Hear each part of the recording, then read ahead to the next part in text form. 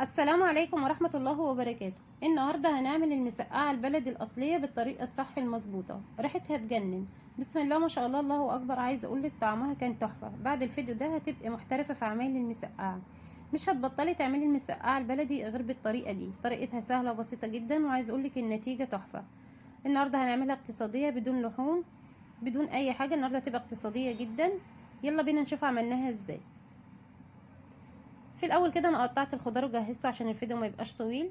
عندي 4 طماطميات قطعتهم صغير بالحجم ده. كمان عندي بصلايه صغيره زي اللي بنحطها في الشوربه دي، قطعتها طرنشات بالشكل ده. كمان عندي معلقه كبيره من الثوم لان المسقعه بتحب الثوم. عندي كده قرنين فلفل حامي قطعتهم صغير بالشكل اللي انت شايفاه ده. والفلفل الرومي هنغزه كده بالسكينه عشان ما يفرقعش اثناء التحمير. كمان عندي بطاطسيتين وسط كده قطعتهم مكعبات. وعندي واحده بتنجان، البتنجانيه دي كان حجمها نص كيلو، قشرتها بالشكل اللي انت شايفاه ده. ودلوقتي هنقطعها مكعبات بنفس حجم مكعبات البطاطس، او ممكن تكون اكبر شويه لان لسه بعد ما تتقلي حجمها هيقل. هنقطعها مكعبات. وعايزه اقولك الطريقه دي مستحيل المسقعه هتشرب معاكي زيت. هتشوف الاضافه اللي هنضيفها على البتنجان دلوقتي، بيتخلي طعمه تحفه وما بيشربش زيت ابدا. وخلاص كده بعد ما قطعت البتنجان دلوقتي هنجيب معلقه كبيره تكون مليانه هرميه من الدقيق، او حسب حجم البتنجان اللي عندك.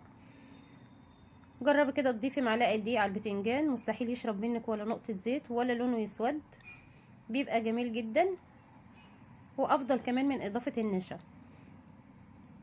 اتمنى منك لو اول مره بتشوفي قناتي ياريت تشوفي فيديوهاتي وتقيميها، ولو شايفاني بقدم محتوى هادف واستحق اللايك ياريت تعملي لايك واشتراك في القناه وتفعيل الجرس عشان يوصلك مني كل جديد.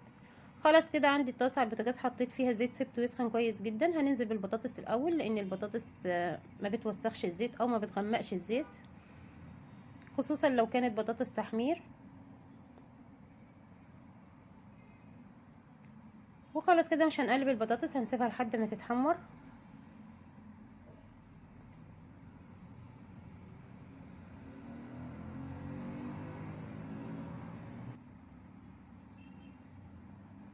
وخلاص كده البطاطس بعد ما اتحمرت هنبدأ نقلبها، ما تغمقيش البطاطس.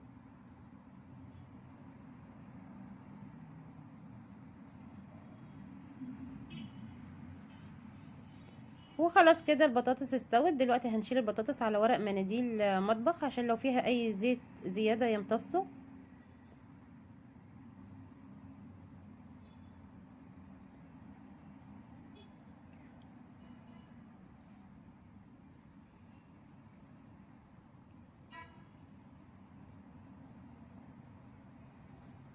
وخلاص كده بعد ما شلت كل كمية البطاطس دلوقتي هنحمر البتنجان.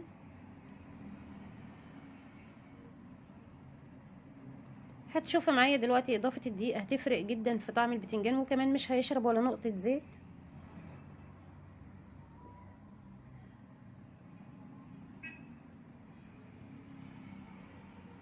طريقة جميلة جدا، كنت عملتها معاكم قبل كده بدون ولا نقطة زيت وكانت تحفة برضو، نتيجة كانت جميلة جدا. خلاص كده البتنجان بعد ما اتحمر شايفين ما شاء الله لونه ذهب وجميل جدا. هنبدأ نقلب البتنجان. شايفين ما شاء الله الله اكبر الزيت فاتح زي ما هو، وهتشوفيه معايا لحد اخر الفيديو. الزيت مش هيتغير.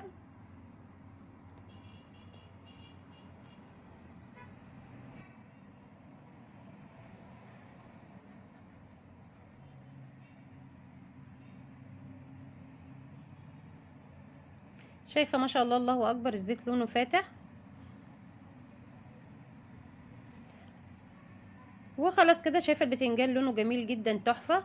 دلوقتي خلاص البتنجان استوى هنشيله. عايزاكي تركزي في لون الزيت، الزيت لونه زي ما هو مغمقش وكمان ما شربش زيت كتير. عايزه اقولك حبه الزيت اللي انا حطيتهم دول قالوا معايا البتنجان والبطاطس والفلفل محتاج تشتاني الزيت عليهم، وكمان زاد منهم. خلاص كده خلصت كميه البتنجان. دلوقتي هنحمر الفلفل. هنا كنت بوريكي بقولك شايفه الزيت لونه فاتح جدا، مغمقش ولا اسود من البتنجان. عايزه اقولك اضافه الدقيق جربيها جميله جدا، ان شاء الله هتجربيها ومش هتبطلي تعملي المسقعه غير بالطريقه دي. هنحمر الفلفل بالطريقه دي اللي في الزيت ده يا بنات، البذور بتاعه الفلفل. حاولي برضو ما تغمقيش الفلفل، يعني انا شايفه يعتبر كده نص نص تحميره، ما حمرتهوش قوي او ما خليتهوش غمق قوي. هنشيل الفلفل وكمان هحمر الفلفل الرومي.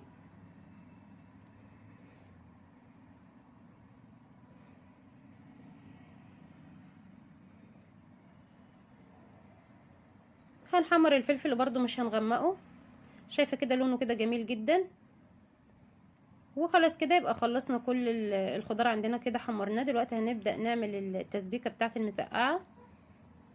عندي طاسة على البوتاجاز، خدت زيت صفيته، وهناخد معلقتين من الزيت، ما تكتريش بس عشان ما تبقاش تقيله وكلها زيوت وتتعب القولون عندك.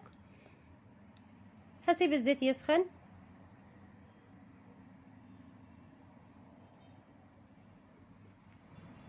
وخلاص كده بعد الزيت ما سخن نزلت بالبصل الاول، وهنقلب في البصل لحد ما يدبل وياخد لون ذهبي خفيف، ما تغمقيش البصل. خلاص كده شايفه لون البصل كده جميل جدا. دلوقتي هننزل بمعلقه كبيره من الثوم المفروم. المسقعه بتحب الثوم كتير. وهنقلب لحد الثوم برضو ما ياخد لون ذهبي، ما تغمقهوش.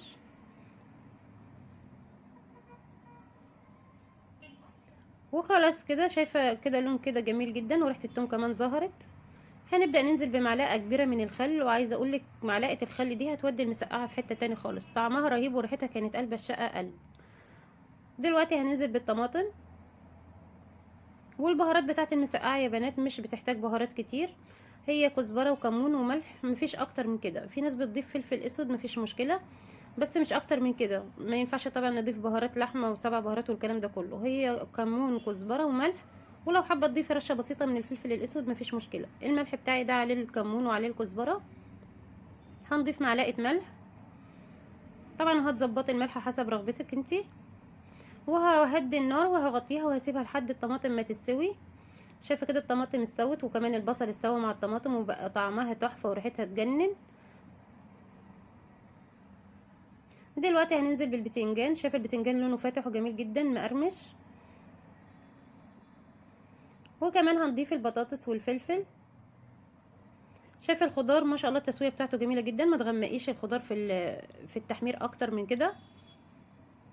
هنقلب كده وهنسيبها دقيقتين 3 تاخد وتدي كده مع صلصه الطماطم، عشان الخضار يتشرب من طعم الطماطم ويبقى طعمها جميل جدا. دقيقتين 3 مش اكتر من كده، لان كل حاجه عندنا مستويه. شايفه الشكل والمنظر ما شاء الله اللهم بارك، حاجه تفتح النفس، جنب شويه مخلل وعيش بلدي بتبقى تحفه، وكمان حبه جرجير بتبقى خرافه. انا عن نفسي بحب المسقعه مع العيش الشمسي، العيش الصعيدي بتبقى طعمها تحفه وجميله جدا. شايفين ما شاء الله اللهم بارك، حاجه تفتح النفس. يلا بينا نقدمها مع بعض. كمان المسقعه دي يا بنات خفيفه جدا، مش شاربه ولا نقطه زيت. ان شاء الله كده تجربيها بالطريقه دي وهتعجبك جدا. كلنا عارفين طبعا ان البتنجان بيشرب زيت كتير جدا، مع اضافه معلقه الدقيق دي مستحيل هيشرب منك ولا نقطه زيت. وبكده وصفتنا النهارده تكون خلصت. اتمنى تنال اعجابكم، ويا ريت لايك كتير للفيديو واشتراك للقناه وتفعيل الجرس عشان يوصلك مني كل جديد. واشوفك في فيديو جديد، والسلام عليكم ورحمه الله وبركاته.